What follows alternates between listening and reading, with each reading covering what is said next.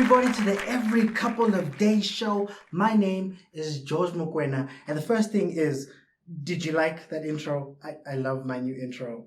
And if you did like that intro, please like the video too and subscribe too. Let's see how many people we can get on the road to 100. We're modest. As usual, I want you guys to give it up for our band. Today they called Zweli and the extremely well-hung municipalities. How are you doing, bro? I'm still fine. You look hungry. Fix that. Without light, you can't see black. Because black is made up of red, blue, and yellow. Somehow. Don't ask me how. And you can't see any color without light. Making black a color. Which is different from darkness, because that's not a color, which means darkness is not black. I think I just blew my mind.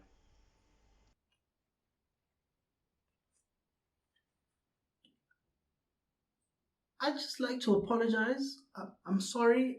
I kind of just asked him to tell me how he's feeling, and it never seems to go that way.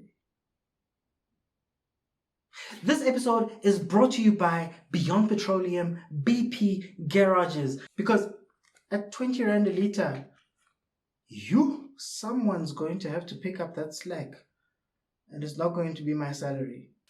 Plus they take us much shorter there, so that's cool. So let's get right into it. 2021 has taught me so many things. One of the lessons, for example, is that you can be whoever you want to be, and if you do it with enough conviction, the people will follow you. For example, Kanye is no longer Kanye, he's now just Ye. And Mark Zuckerberg was able to take all of that bad energy around his company and rename it to Meta. But for me, the undoubted king of rebrands is Action SA leader Herman.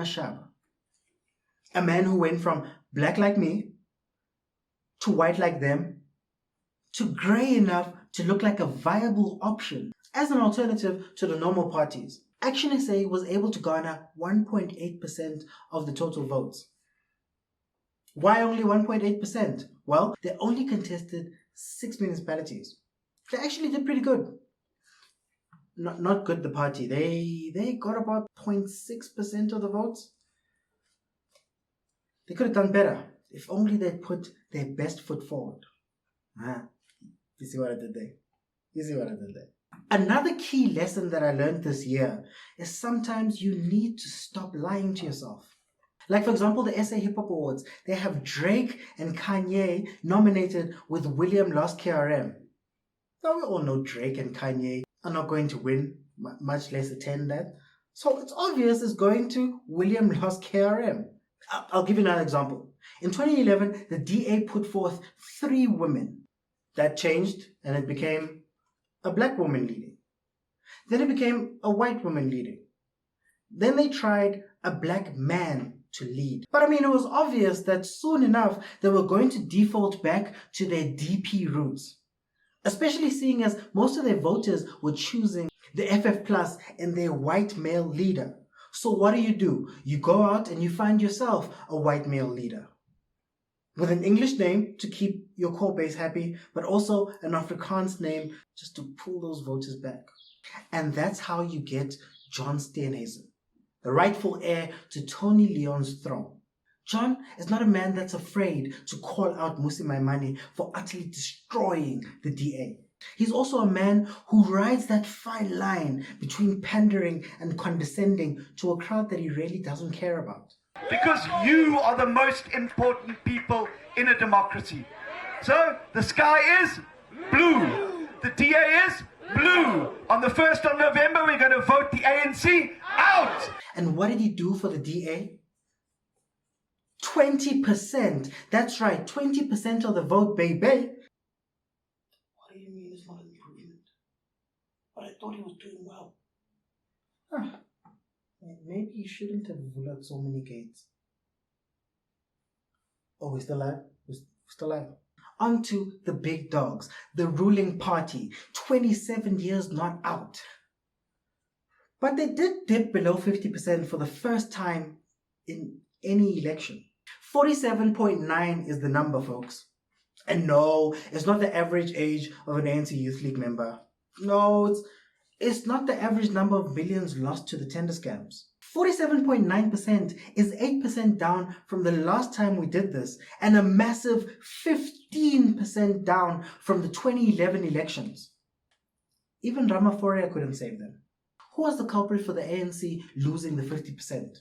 I'm the happiest man because when we started this mission in 2013, we said we are going to make sure that the ANC is out of power. And we did that in 2016, and the mission is continuing. So let me get this right. It's not the corruption. It's not the load shedding. It's not the public infighting or the lack of service delivery. This party was able to knock the ANC off its perch by doing what?